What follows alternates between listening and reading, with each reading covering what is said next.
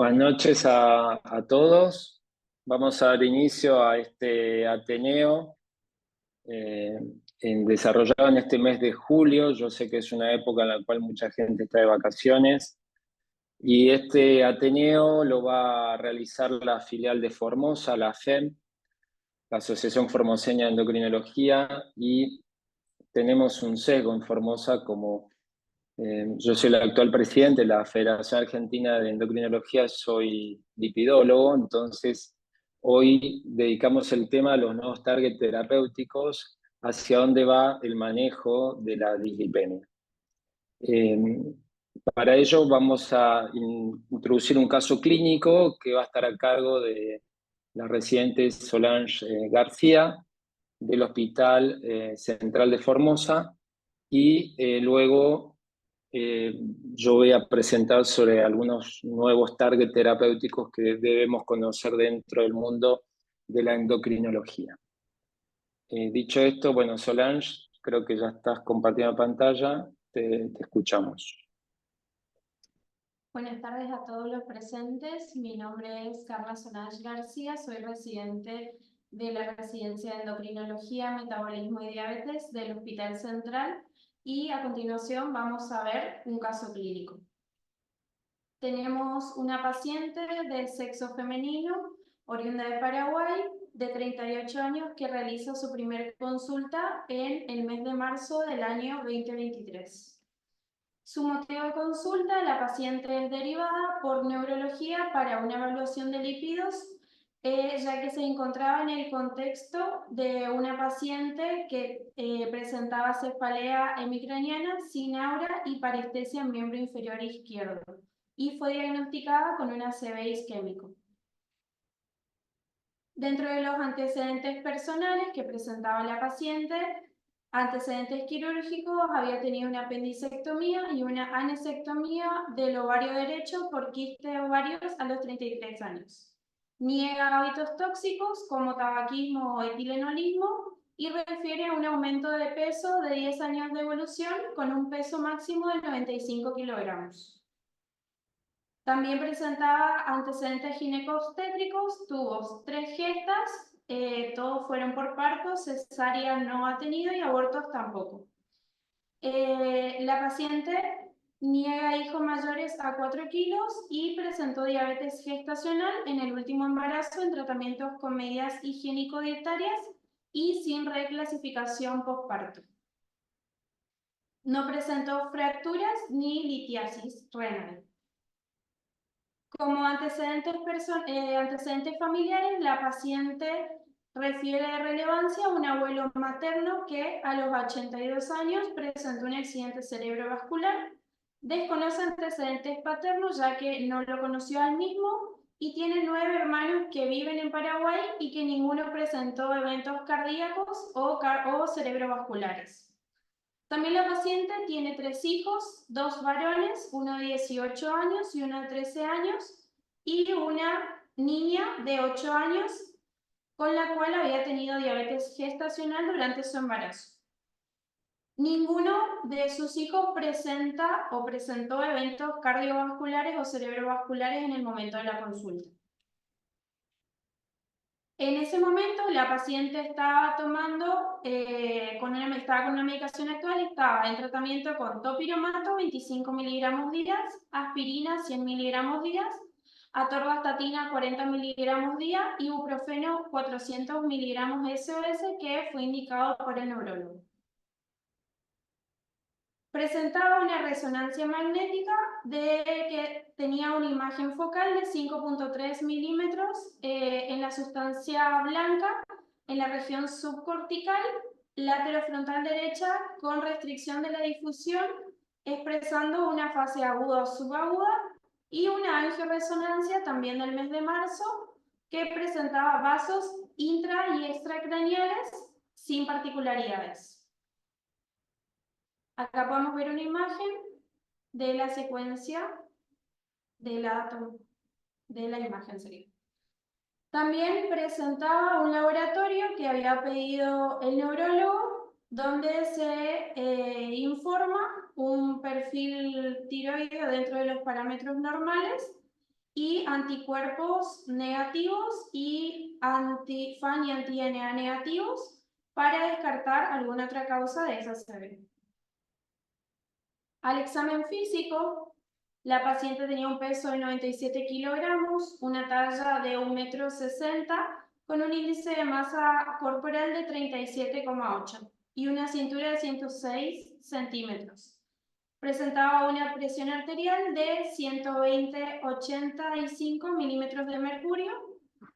El resto sin particularidades, y la tiroides se palpaba pequeña, no se palpaban nódulos ni adenopatías, presentaba acantosis importante en cuello, pero no presentaba hirsutismo, acné ni estigmas clínicos de síndrome de Cushing. La conducta en ese momento se solicitó TTOG, perfil lipídico completo con ApoA, ApoB, LPA y Doppler de vasos de cuello. En junio del 2023 estaba en regular tratamiento con atorvastatina y ácido acetilsalicílico y presentaba registros de glucemia basal de 123, glucemia a los 120 minutos de 159 y hemoglobina glicada de 5,8. Con un colesterol total de 123, un HDL de 54, un LDL de 59, colesterol no HDL de 70, colesterol remanente de 11, triglicéridos de 56. ApoA de 1,39, ApoB de 0,63 y LPA de 354,5. En esta diapositiva podemos ver los consensos de la Asociación Americana de Endocrinología Clínica, donde se evalúan los valores para esta paciente que era de extremado riesgo, y por lo que lo detallamos sería en esta diapositiva. La conducta que se toma, dado el aumento de la LPA en el paciente con ACV isquémico y prediabetes, se indicó atorvastatina 80 miligramos día, ezetimibe 10 miligramos día, metformina 1700 miligramos día y una interconsulta con nutrición. La paciente concurre a la consulta con nutrición en octubre del 2023, donde informa un descenso de peso de 10 kilogramos aproximadamente, realizaba ejercicio físico, caminatas diarias de 1 hora de duración. Y se puede ver con el tratamiento y las medidas higiénico-dietarias que tomó, una glucemia basal de 90, una hemoglobina glicada de 5,5, un colesterol total de 108, HDL de 50, LDL de 39, colesterol no HDL de 58, remanente de 19, triglicéridos de 47, ApoB de 0,5, pero la LPA seguía alta en 302. Se realiza una ecografía Doppler de vasos de cuello en septiembre del 2023 que informa un engrosamiento miointimal difuso sin evidencia de placas, y un ecocardio Doppler de septiembre de 2023 que informa una FEI de 65 y las válvulas aórticas y pulmonar con apertura conservadas y competentes. Al examen físico, la paciente presentaba un peso de 78 con una talla de 1,60 m, pero el índice de masa corporal había disminuido, igual seguía elevado, de 34,21 y una cintura de 92. Una presión arterial de 126/80 milímetros de mercurio y el resto sin particularidades. En diciembre del 2023, la paciente refiere que discontinuó con el tratamiento con ezetimibe, sí continuó tomando metformina 852 veces al día, atorvastatina 80 miligramos día y ácido acetilsalicílico 100 miligramos día. Y se observa un laboratorio que tenía un colesterol total de 138, HDL de 60 y un LDL que todavía no estaba en rango para esta paciente, que era de 62. colesterol no HDL de 78, colesterol remanente de 16, triglicéridos de 85 y ApoB de 0,65. La conducta en ese momento se reindica el ezetimibe de 10 miligramos día y se solicita un dosaje de LPA para sus 3 hijos y posterior consulta con pediatría. Y viene el valor de la LPA del hijo mayor de 19 años de 224,7 y el resto de los valores de los otros hijos están pendientes porque ellos son pediátricos y los laboratorios estarían en el hospital pediátrico, al cual todavía no tenemos acceso y estamos en búsqueda. Muchas gracias por su atención. Continuamos con el doctor Nogueira. Gracias. Gracias Solange. Las preguntas las vamos a hacer al final, muy interesante tu caso, y da para mucho debate, así que retengan un poco los valores de laboratorio, y después completamos después de mi presentación con las preguntas. Voy a hacer una pequeña introducción sobre LPA pequeña para después pasar a los nuevos targets, ya que es un nuevo actor, ¿sí? La lipoA pequeña es una molécula similar al LDL, tiene la ApoB100 y justamente como su nombre lo dice, una apoproteína pequeña que es la ApoA, que tiene unas características químicas muy similares al plasminógeno, tiene anillos que se llaman Kringles. Los que más tienen que retener son los Kringles 4 y el Kringle 2. El Kringle 2 tiene varias repeticiones y de acuerdo al número de copias que tenemos en este anillo el 2, va a determinar un poco la heterogeneidad del tamaño. Sabemos que aquellas con isoformas más pequeñas dan valores o concentraciones más elevados en sangre y aquellas con isoformas más grandes, o sea, de mayor peso, dan concentraciones plasmáticas más pequeñas de LPA. Es como una relación inversa, ¿sí? Y es importante que están determinados genéticamente de forma autosómica dominante por padre o la madre, entonces, y uno puede heredar una o dos isoformas o por el padre o la madre, pero es autosómica dominante. Por eso es importante el análisis que se le hizo en el servicio de endocrinología de también analizar a la familia. Y acá les presento el LDL con su ApoB100 unido por puentes disulfuro y todos estos anillos que tiene la ApoA pequeña. Recordemos que el Kringle 2 tiene varias copias, de acuerdo al número de copias va a ser también la isoforma o el peso molecular, y también recordemos el Kringle 4 que tiene que ver principalmente con la heterogeneidad o efecto protrombótico de la LPA pequeña. Algo que es interesante que quiero explicar un poco en este gráfico, en la parte superior tenemos concentración medida en gramos por litro, y en la parte inferior medimos la masa medida en nanomol por litro. Fíjense, a la izquierda 0,4 gramos por litro, en la cual tenemos una sola copia, ¿sí?, de la ApoA pequeña. En el gráfico del medio la misma concentración, ¿sí?, 0,4 gramos por litro, pero acá tenemos dos copias. Entonces, como cada copia pesaba 25 nanomoles, al tener dos copias tengo 50 nanomoles, y esto me indica masa, ¿sí? Entonces, concentración, gramos por litro, y masa medido por nanomol por litro, medido por el método de ELISA o método de inmunoturbidimetría.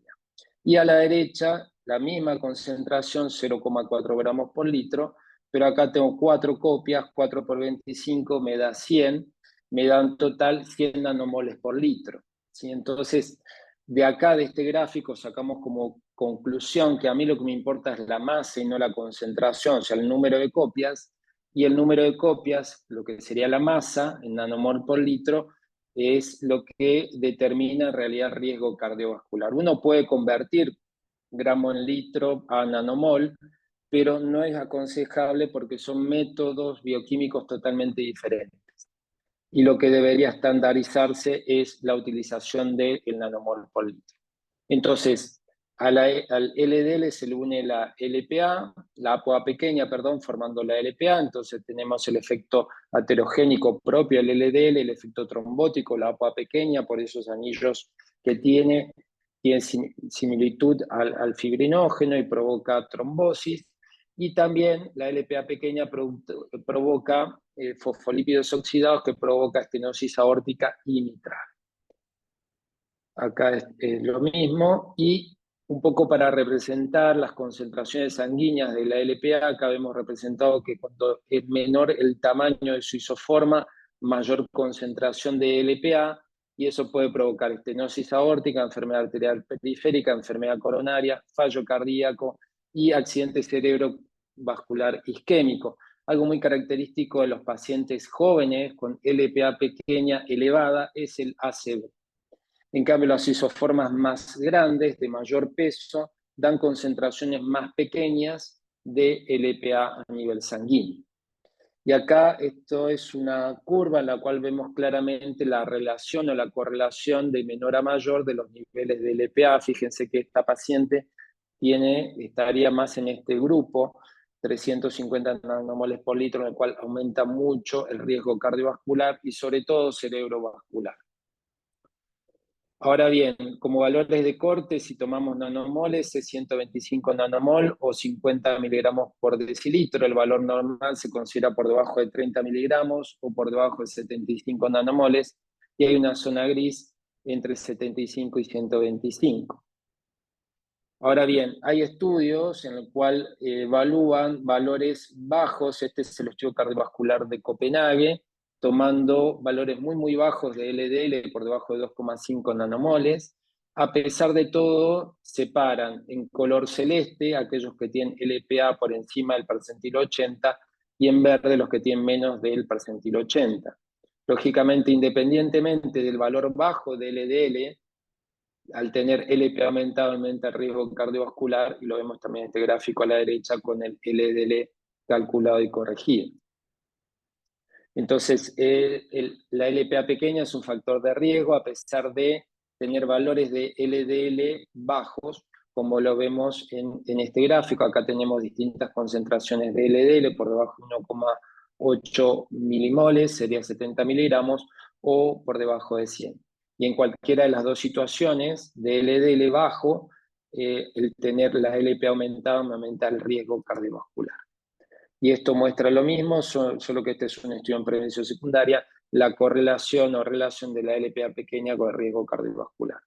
Y estos son estudios, es un gráfico en prevención primaria, en la cual tomando cualquier score de riesgo, acá tenemos el basal en color violeta, y fíjense cómo aumenta este basal, ¿sí?, de 25 a 43% si aumenta la LPA. Vemos cada uno de estos estratos, pasamos del color violeta de 5 a 13%, o de 15 a 40%, o de 25 a 68%. Entonces, es un error de mala praxis hoy por hoy no medir la LPA, porque me permite estratificar el riesgo cardiovascular. Fíjense que si yo me baso solamente en el score, me quedaría con 5, con 15 o 25, pero si ese paciente tiene 150 miligramos de LPA, cómo se modifica el riesgo cardiovascular y por ende la conducta terapéutica. Entonces sabemos que tener más de 150 miligramos, que sería el caso de esta paciente, aumenta de 2 a 7 veces el riesgo cardiovascular. Y un poco la prevalencia de LPA por encima de 50 nanogramos por mililitro, 125 nanomoles por litro, es del 13% en Latinoamérica, y se debe medir una vez en la vida, este es el consenso que publicamos en el 2021, en pacientes con enfermedad cardiovascular prematura, en estenosis valvular, en hipercolesterolemia, y cuando el LDL está permanentemente elevado a pesar de la terapia con estatinas, deberíamos medir también la LPA. Entonces, prácticamente iría en todos los diabéticos, en todo paciente con riesgo cardiovascular mayor al 5 o al 10%, el riesgo por Framingham de 10 a 19% también la recomienda, y en pacientes con historia familiar cardiovascular prematura también. Lo que se recomienda es el nanomol por litro, método ELISA. Hay métodos que miden la concentración, miligramos por decilitro, uno lo puede convertir, pero no es lo recomendable. Este es el factor de conversión de 2,5. Y bueno, recordemos que hay polimorfismos que se asocian con concentraciones más elevadas de LPA. valores más altos de LPA en la insuficiencia renal, en el hipotiroidismo, deficiencia de hormona de crecimiento, fíjense, trastornos endocrinos, el hipogonadismo, la posmenopausia. En un ambiente endocrinológico sería un pecado no medir la LPA pequeña. En caso del hipertiroidismo podemos encontrar valores más bajos de LPA pequeña. Y se asocia lógicamente con una morbimortalidad cardiovascular, ¿sí? Sabemos que por encima de 180 nanogramos por litro el riesgo cardiovascular se considera similar al de una hipercolesterolemia familiar. Ahora bien, toca prácticamente todos los terrenos vasculares: periférico, stroke, falla cardíaca, estenosis aórtica y mitral, infarto de miocardio, y se asocia con morbimortalidad cardiovascular. Lo que sí aparentemente varía es el umbral. Se sabe que a partir de 125 nanomoles aumenta el riesgo, pero aparentemente serían distintos los valores de corte si es para insuficiencia cardíaca, para stroke o para infarto de miocardio. Lo hablamos después en la discusión. Entonces tenemos que la LPA provoca ateromatosis, estenosis aórtica y posibles fenómenos no ateromatóxicos que intervienen también en la mortalidad cardiovascular. Las mujeres tienen ligeramente más LPA que los hombres, y también una cuestión de raza, que la raza negra tiene más LPA que la raza blanca, caucásica o hispánica. La relación de LPA con estenosis valvular y enfermedad cardiovascular. Los latinoamericanos tienen mayor riesgo también de infarto por LPA, y lo vemos en este metaanálisis también de falla cardíaca y de fibrilación auricular. En este metaanálisis que publicamos en el 2022 vemos claramente la asociación del LPA con la enfermedad vascular periférica en este caso.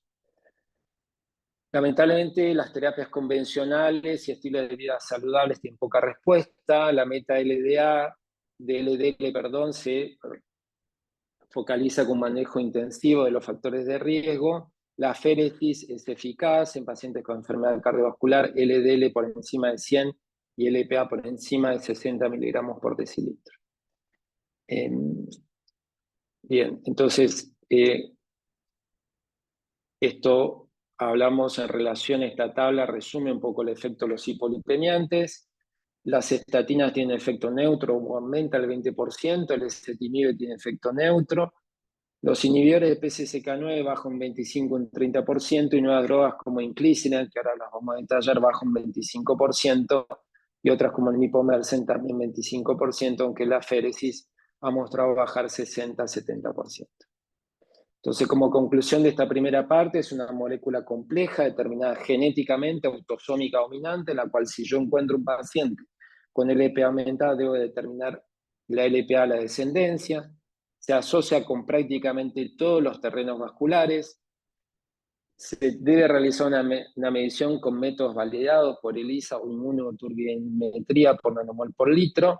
Hay poca respuesta a los hipolipemiantes clásicos. Sí se sugieren inhibidores de PCSK9 o aféresis, y sí hay resultados probablemente de inhibición de síntesis de LPA pequeña a nivel citosólico o a nivel nuclear, con oligonucleótidos antisentido o pequeñas moléculas de interferencia del RNA, que lo vamos a ver luego.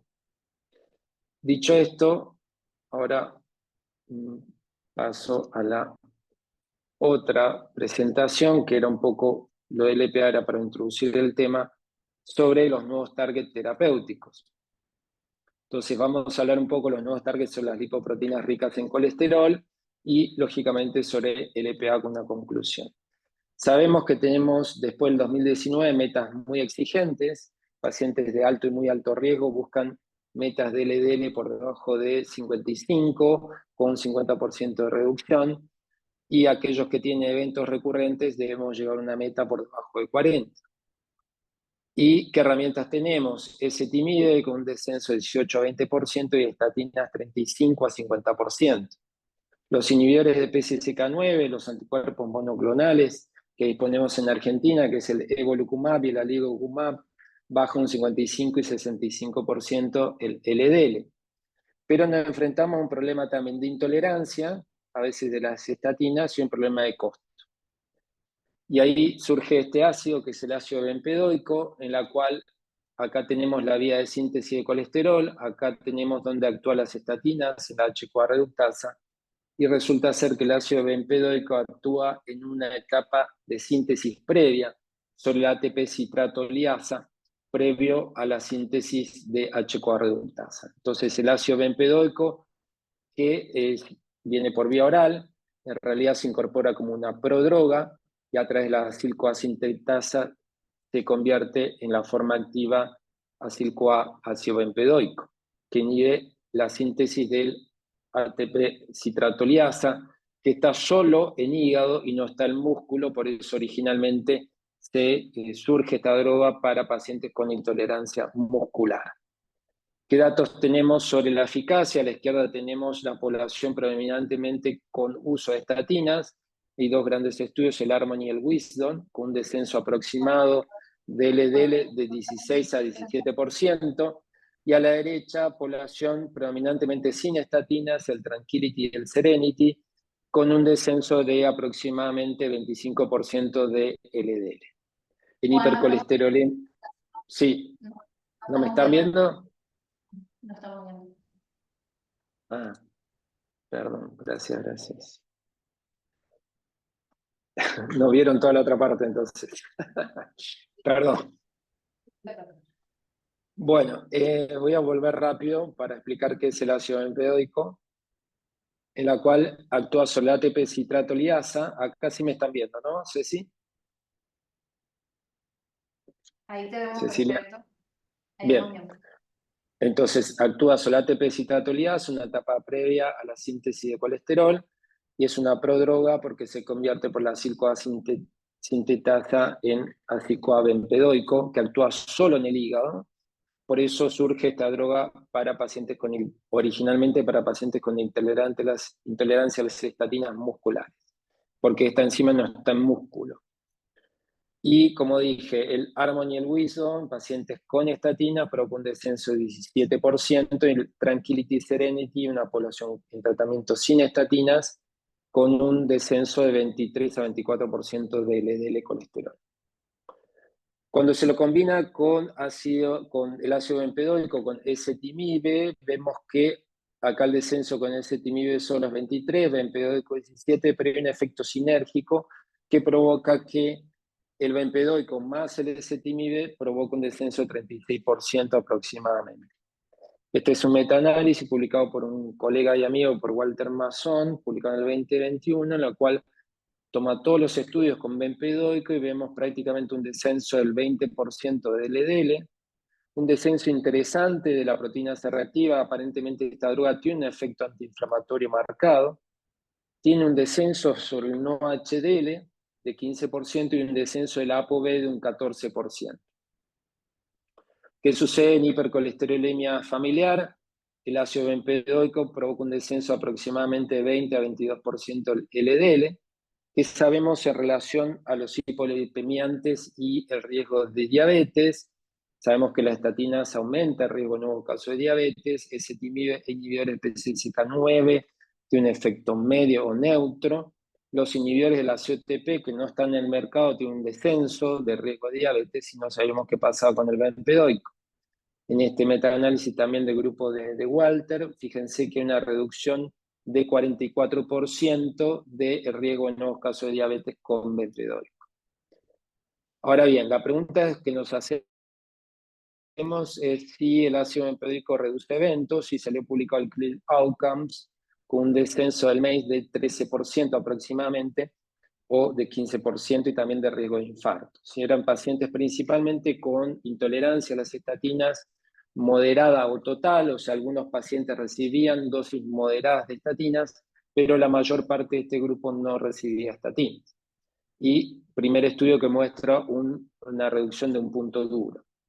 Ahora bien, en este algoritmo publicado en el 2023, vemos que la indicación del bempedóico tendría tres escenarios. Por un lado, a la izquierda, pacientes con enfermedad cardiovascular establecida, en el medio, pacientes con hipercolesterolemia familiar y pacientes con intolerancia a las estatinas. En cada una de las flechas vemos los porcentajes de descenso de LDL. Aquí a la izquierda vemos el porcentaje de descenso con una estatina de alta potencia. Sabemos que rosu o atorvastatina baja un 50%. Si a esto le agregamos ezetimibe, baja un 65%. Si le damos estatinas más ácido bempedoico, aparentemente hay un efecto sinérgico, bajando un 70%, y si hacemos la triterapia, probablemente hacemos un 75% de reducción. La misma imagen lo tenemos en hipercolesterolemia familiar, y acá a la derecha en pacientes con intolerancia, si es una intolerancia absoluta, sería la combinación bempedoico-ezetimibe, un descenso de 40%. Podemos usar los inhibidores de PCSK9 con un descenso de 60%, o la combinación de inhibidor de PCSK9 con justamente el ezetimibe o ezetimibe más bempedoico, fíjense, una reducción del 85%. ¿Y cuál sería el algoritmo de uso? Actualmente vemos a la izquierda pacientes con enfermedad cardiovascular y hipercolesterolemia, con niveles basales de LDL de 110 a 160, en la cual se utilizaría estatina de alta potencia más ezetimibe, esperando bajar un 65%, pero si mi meta es más del 55, probablemente necesito usar ácido bempedoico, bajando un 22% más, y si no bajo el LDL por debajo del 55, vale la redundancia, debería usar inhibición de PCSK9. Acá lo mismo, solo que la meta en este caso sería 70 miligramos, necesitaría usar inhibidor de PCSK9. A la derecha la misma situación, solo que el LDL basal es superior, por encima de 160. Acá recomiendo una triterapia de entrada. Vieron que como los antidiabéticos hacemos hoy por hoy una biterapia de entrada. Acá con los lípidos también, solo que en este caso si mi LDL basal está por encima de 160, debería usar la triterapia de entrada obteniendo un 75% de reducción. La triterapia sería estatina, ezetimibe, bempedoico, y si no llega a meta, debería usar como una cuarta terapia que sería la inhibición de PCSK9. Acá en pacientes con intolerancia parcial a la izquierda y total a la derecha, si tiene intolerancia parcial, podría usar dosis moderadas de estatinas o estatinas de moderada potencia, más ezetimibe. Si no llegó al objetivo, lógicamente, usar bempedoico. En caso de una intolerancia total, usar de entrada bempedoico más ezetimibe, sabiendo que obtengo un 40% de reducción de LDL, y lógicamente si no llego a meta, en las dos opciones debo usar inhibición de PCSK9. Vamos a hablar un poco de inclisiran, un poco de su mecanismo de acción, y sabemos que el inclisiran es una droga que actúa sobre la síntesis de la proteína PCSK9. Pero este gráfico es un gráfico que ustedes lo tienen que entender, porque todas las drogas hipolipemiantes actúan ya sea por el gráfico A o por el gráfico B. El gráfico A es el caso en el cual se utiliza un oligonucleótido antisentido, se actúa en el núcleo, y este oligonucleótido se inserta en forma antisentido a la hebra que está en el núcleo, y esto activa la RNasa, y de acuerdo al target que tenga ese oligonucleótido antisentido, voy a destruir la proteína target. El caso del inclisiran, que sería el gráfico de la derecha, utiliza una doble hebra, se llaman pequeñas moléculas de interferencia del ARN, una doble hebra, una sentido y otra antisentido. Fíjense que una vez que se inserta esta doble hebra en el complejo RISC, que es un complejo multiproteico citosólico, Claro, se libera la ahí hebra tiene un de montón. sentido y queda la hebra antisentido. Entonces la hebra antisentido ¿No? va a provocar lo mismo, destruyendo la síntesis, en este caso, del PCSK9, tomando como ejemplo el inclisiran. En las dos situaciones provoca inhibición de síntesis, solo que el oligonucleótido antisentido actúa en el núcleo y el inclisiran actúa en el citosol. Uno es un simple nucleótido antisentido y otro es una doble hebra, ¿sí? Esto es para representar justamente que al destruir el PCSK9, recordemos que el PCSK9 degrada el receptor.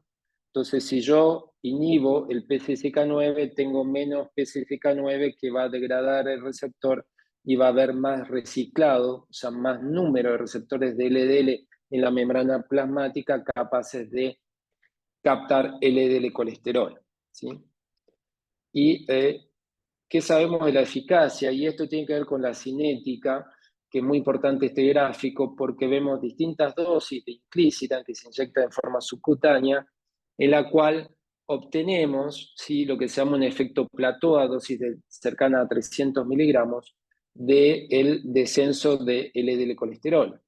¿Y por qué es importante obtener este efecto plató? Porque nosotros sabemos en endocrinología y aprendimos de la variabilidad glucémica que la variabilidad glucémica, ese fenómeno de pico y valle, provoca glucotoxicidad y daño sobre todo microangiopático. Acá pasaría lo mismo sobre todo con el daño macroangiopático, porque cualquier droga, ya sea ácido bempedoico, estatinas, ezetimibe, no tienen ese efecto plató que obtenemos con el inclisiran. Entonces, al obtener valores realmente bajos y sostenidos de LDL colesterol, sin variabilidad glucémica, sin variabilidad lipídica, perdón, fíjense que acá son valores estables, que no se mueve mucho el LDL, provoca justamente mayor impacto en la reducción del evento cardiovascular.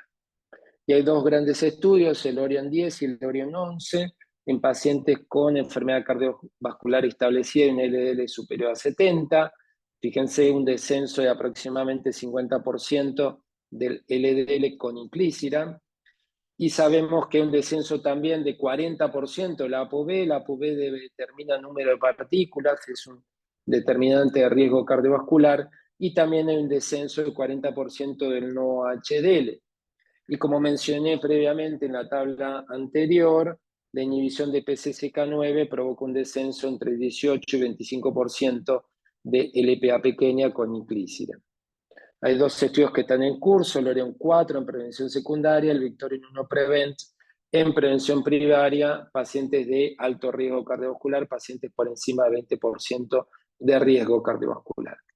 Este es un gráfico muy interesante que resume, en la barra vertical tenemos el porcentaje de reducción de LDL, en la barra horizontal porcentaje de reducción de ApoB, y resume un poco el efecto de distintos hipolipemiantes sobre este binomio, LDL y ApoB. A medida que, acá tenemos una línea punteada, que es la regresión lineal, a medida que nos acercamos a la derecha, quiere decir aquellos hipolipemiantes que bajan más la ApoB que el LDL, como es el caso en amarillo de la inhibición de PCSK9 y algún tipo de estatina. Pero sobre todo los inhibidores de PCSK9, al estar por debajo de la línea punteada, acercarse más a la derecha, baja más ApoB que el LDL. En cambio, fíjense que el ezetimibe, muchas de las estatinas, bajan más LDL que ApoB. Acá en color verde tenemos el ácido bempedoico que tiene un efecto casi neutro entre LDL, o sea, reduce las dos cosas, LDL y ApoB. Entonces, hoy por hoy la lipidología nos enfrenta a un menú a la carta. Esta es una guía ya publicada en el 2022 del American College en prevención secundaria. Siempre tengo que usar estatinas. Si no llego a meta, en este caso LDL por debajo de 55, puedo utilizar ezetimibe o inhibición de PCSK9 o puedo utilizar ácido bempedoico o inclisiran. Y si está por encima de 70, también las mismas opciones. En prevención primaria, primer grupo hipercolesterolemia familiar, en el medio diabéticos y pacientes por encima del 20% de riesgo cardiovascular. En todas estatinas, la estatina sería como la metformina para el diabético, y si no voy llegando a meta, voy combinando los hipolipemiantes. Entonces, inclisiran y ácido bempedoico, sabemos que hay un beneficio cardiovascular en el caso del ácido bempedoico. Las recientes guías ya es lo más importante, y también que, bueno, el sistema de salud debe solucionar un problema de acceso. Vamos a hablar un poco de los hipolipemiantes para la hipercolesterolemia familiar. Sabemos que es un trastorno monogénico en la forma homocigota, es dominante, la cual hay un déficit de los dos receptores, tanto del padre o de la madre, y sabemos que lógicamente usamos estatinas de alta intensidad y ezetimibe. Si en 8 semanas no llegó a meta, que es el caso más frecuente, voy a una terapia con inhibición de PCSK9. Si llego a meta, me tengo que plantear un poco la aféresis de LDL. Acá está la opción de la aféresis o nuevos hipolipemiantes como el lomitapide o la angiopoetina 3. Y este gráfico es interesante porque resume la actividad del receptor de LDL y aquellos hipolipemiantes que dependen del receptor de LDL, como estatina, C-cetimib y la inhibición de PCSK9. Lógicamente, cuando el receptor funciona, la eficacia es mayor, y cuando el receptor no funciona, con el caso homocigota, la eficacia es mucho menor. Y aquellos hipolipemiantes que su mecanismo de acción es independiente del receptor, como es el lomitapide y la angiopoetina 3. El lomitapide, ¿qué hace? Es una droga que viene por vía oral y lo que hace es bloquear esta proteína que se llama MTP, que lo que hace es ensamblar el triglicérido con la ApoB100 formando el VLDL. Entonces, al bloquear la MTP no se forma VLDL y no se forma LDL.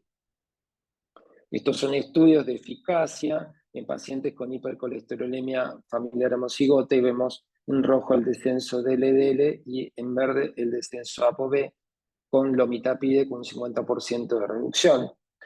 Lógicamente, en el periodo abierto también se mantiene esta eficacia, pero hay un ligero aumento de la grasa hepática que se ve en este estudio. ¿Qué pasa con la angiopoietina 3? Es una proteína que bloquea dos enzimas, la lipoproteína lipasa y la lipasa endotelial. Entonces, al bloquearla, el catabolismo bloquea la conversión de VLDL hacia LDL, pero también se ve que la angiopoietina 3 actúa sobre la secreción. Entonces, dar un anticuerpo monoclonal contra la angiopoietina 3, como es el evinacumab, va a mejorar el catabolismo y por otro lado, sobre todo, va a disminuir la producción de ApoB. Se da en forma endovenosa, 15 miligramos kilo de peso cada 4 semanas. Esto es un trabajo en hipercolesterolemia familiar homocigota y vemos claramente cómo el evinacumab baja un 47% el LDL y vemos la reducción de todos estos parámetros lipídicos. Si hacemos una modelización, hablando ahora de inteligencia artificial, vemos que si usamos una terapia estatina con estatina de alta intensidad, la sobrevida sería de 42 años, estatina más STB de 51, la triterapia 65, y si usamos en caso homocigota el evinacumab probablemente vivimos un poquito más. Estos son reportes de casos, pacientes con estatina ezetimibe, lomitapide, como baja el LDL, y a su vez se le agregó el evinacumab y a un descenso significativo. Y lógicamente se ve un descenso, una mejoría en las placas, en el famoso santelasma. Entonces, como reflexión final de esta parte, debemos detectarlo y optimizar el tratamiento. El ácido bempedoico mostró una eficacia en reducir LDL y eventos cardiovasculares. El inclisiran ha mostrado reducir los niveles de LDL con buena adherencia y el evinacumab ha mostrado eficacia en reducir LDL en pacientes con HF. El lomitapide puede ser útil y eficaz en HF, pero presenta riesgo de esteatosis hepática. Breve, algunos mecanismos de acción de las drogas para bajar LPA. Puede actuar sobre la transcripción de la ApoA pequeña, acá lo vemos en el gráfico. Puede actuar sobre la traslación de la ApoA pequeña. Puede actuar sobre el pliegue, secreción o ensamblaje de la ApoA en la unión con LDL, o puede actuar el cuarto mecanismo sobre el catabolismo. Dos drogas, pelacarsen y olpasiran. Pelacarsen es un oligonucleótido antisentido y el olpasiran es un inhibidor de la pequeña molécula de ARN. Vemos acá el descenso de dosis de menor a mayor de pelacarsen con las concentraciones de LPA pequeña y el olpasiran que actúa en el citosol bloqueando la síntesis. También vemos dosis de 10 a 40 miligramos, cómo baja la concentración de LPA pequeña. Hay estudios en curso, el estudio OCEAN, justamente con olpasiran, y estamos esperando su eficacia. La muvalaplina, que es por vía oral, lo que hace, acá hemos representado en este gráfico, bloquea uno de los Kringles que evita el acople o la unión con el LDL. La muvalaplina, en dosis crecientes, vemos cómo baja también 60% el nivel de LPA. Entonces, ya para concluir, y esta última parte, el pelacarsen es un antisentido contra el LPA, ha mostrado bajar 70% los niveles de LPA. El olpasiran es un inhibidor del ARN, bajando un 70% los niveles de LPA. Y la muvalaplina es un inhibidor de acople, de la APOA pequeña con el LDL reduciendo un 60% la LPA. Muchas gracias por su atención. Bien, espero no haberlos aburrido en esta noche grasosa lipídica. Si quieren hacer preguntas o sobre el caso, no sé, Solange, si podés compartir la tabla de la LPA de tu paciente, que por ahí podemos actuar sobre un caso concreto.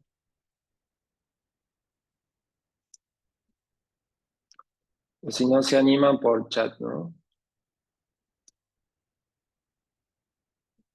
Solange, ¿estás? Ah.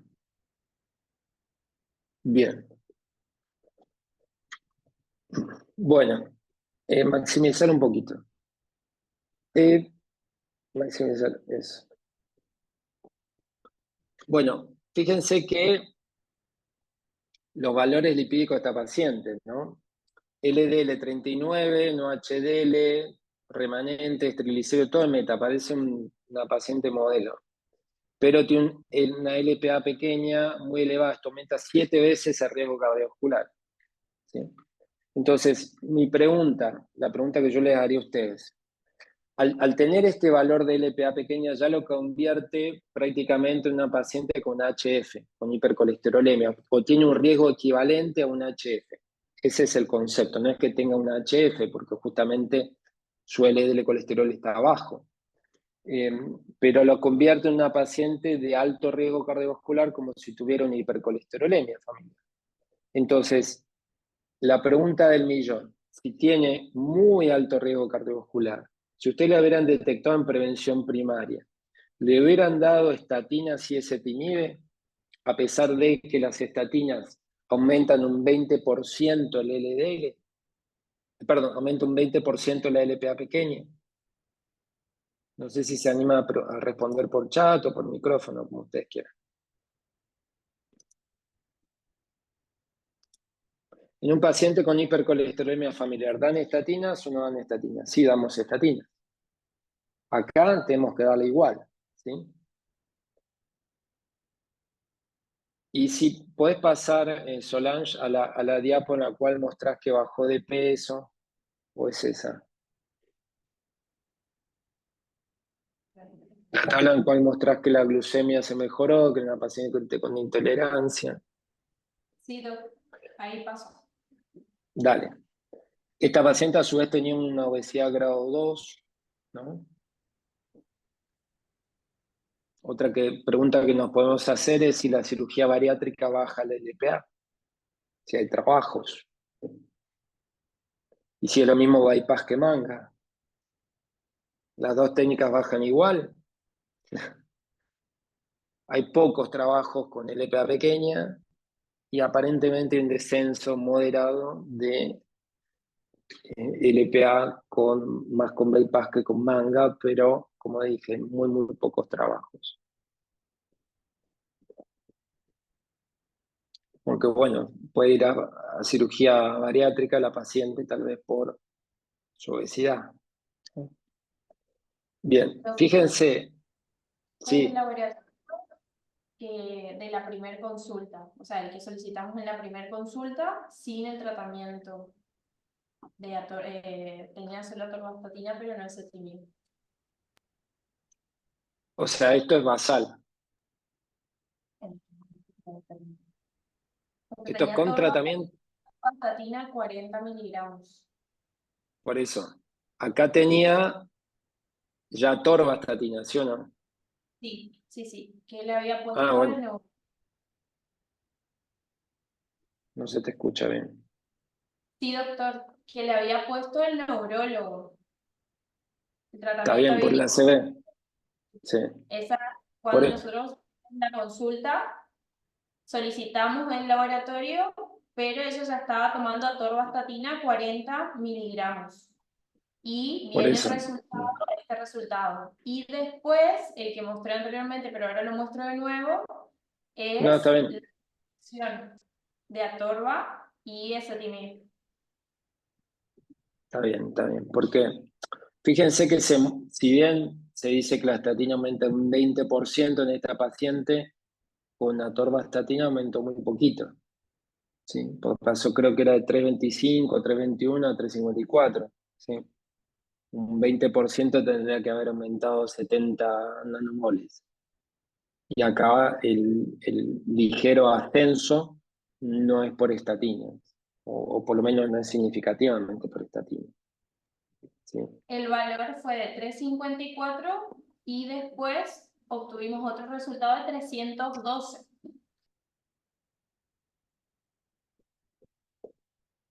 Sí, pero es propio de la variabilidad del bioquímico, o sea, la medición, digamos. La pregunta es que nos debemos hacer en este paciente es ¿a qué valores de LDL llevamos? ¿Sí? Yo creo que este paciente deberíamos llevarlo a un LDL por debajo de 40, ¿sí? Sin duda. Lógicamente atorva 80, se te inhibe 10, es una conducta y bueno, si no se podrá agregar también ácido bempedoico. Pero digamos, llevarlo a menos de 40 sin duda. Porque hasta ahora no tenemos ninguna terapia hipolipemiante para bajar LPA pequeño. Los inhibidores de PCSK9 bajan solamente un 20%. Si la paciente iría a cirugía bariátrica por otra causa, no por, o sea, por su obesidad, no por la LPA, bajaría entre un 10 a 20% si va a bypass. La LDL-aféresis no se practica en Argentina, se hace plasmaféresis. Y sabemos que con la plasmaféresis hay una remoción de todos los factores reológicos. Bajaría un 40 a 60% tal vez. Entonces, acá pregunta en el chat si el semaglutide y los análogos de GLP-1 hay pocos trabajos también. Lo poco que he leído es que baja un 10 a un 20% también la LPA pequeña, porque son de los antidiabéticos, en este caso antidiabéticos inyectables, son los que tienen más acción antiinflamatoria, más que los inhibidores de CGLT2. Entonces, por esa vía inflamatoria probablemente bajaría un poco más la LPA, pero también 10 a 20%, pero hay muy, muy pocos trabajos. Acá Guillermo pregunta, un paciente pediátrico con LPA elevada, muy buena tu pregunta, depende de la edad del paciente, pero no tenés muchas herramientas porque medidas higiénico-dietéticas no modifican. Trataría de atacar la vía que yo puedo atacar en el buen sentido del término, que sería el LDL y la ApoB. Y bueno, si tiene más de 6 años o 7 años, empezar con el Ezetimibe y después probablemente agregar estatinas, bajando el LDL colesterol, ¿sí?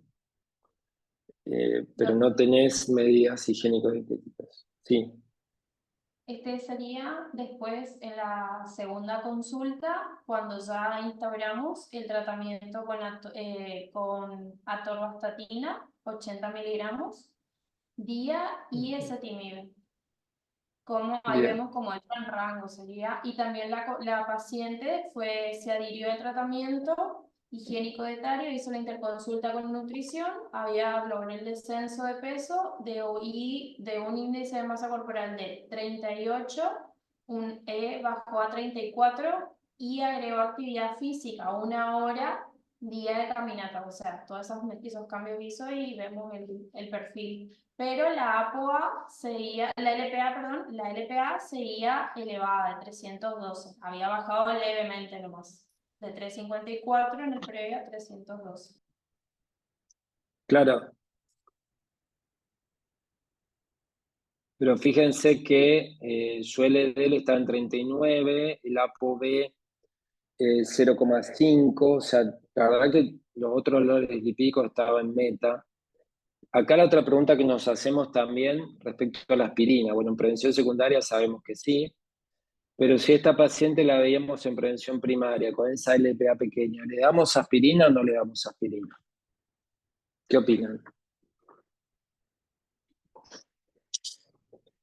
En prevención secundaria no hay dudas. Pero ya tuve la ACV. Ahora, si lo hubiéramos visto antes la ACV, ¿le damos o no le damos? Y ahí es controvertido. Hay algunos trabajos que muestran un descenso moderado, una publicación del 2022 con aspirina, en la cual baja un 20%, 25% la LPA-PK. Ahí lamentablemente hay poca evidencia, pero bueno, depende cómo lo consideremos nosotros en la paciente. ¿Qué es mayor? Si es el riesgo aterotrombótico o el riesgo de sangrado. Yo creo que tal vez dar 100 miligramos, 75 miligramos de aspirina, si uno lo va controlando, no creo que tanto mal le haga si es adherente la paciente.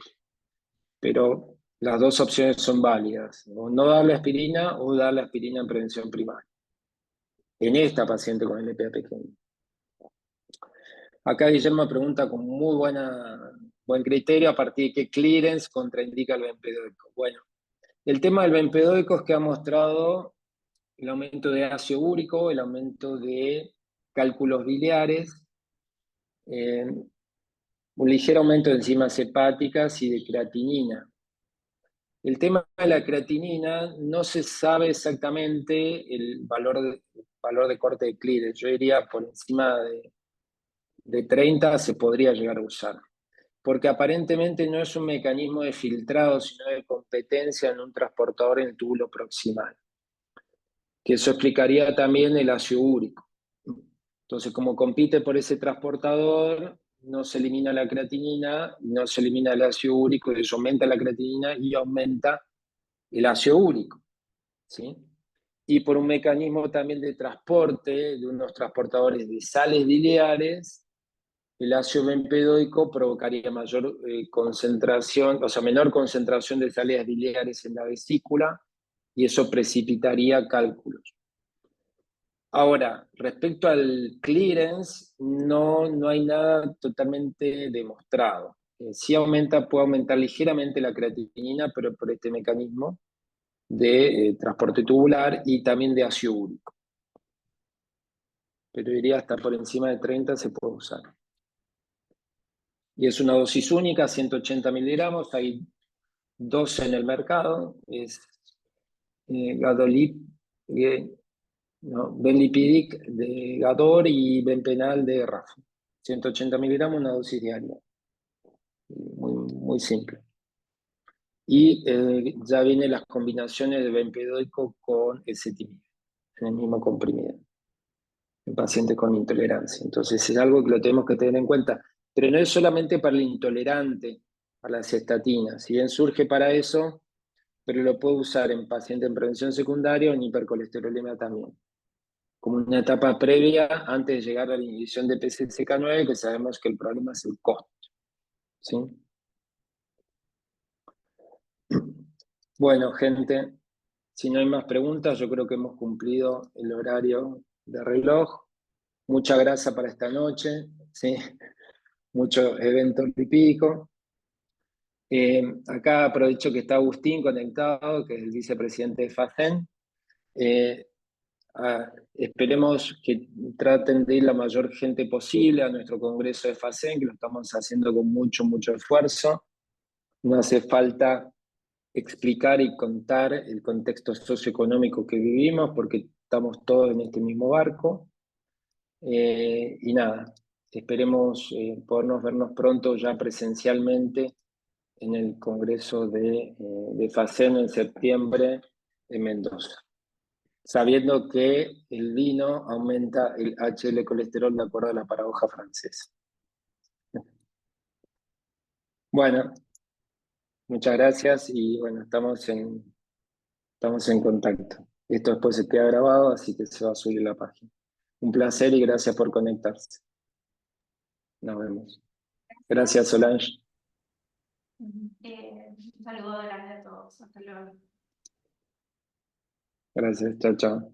Nos vemos.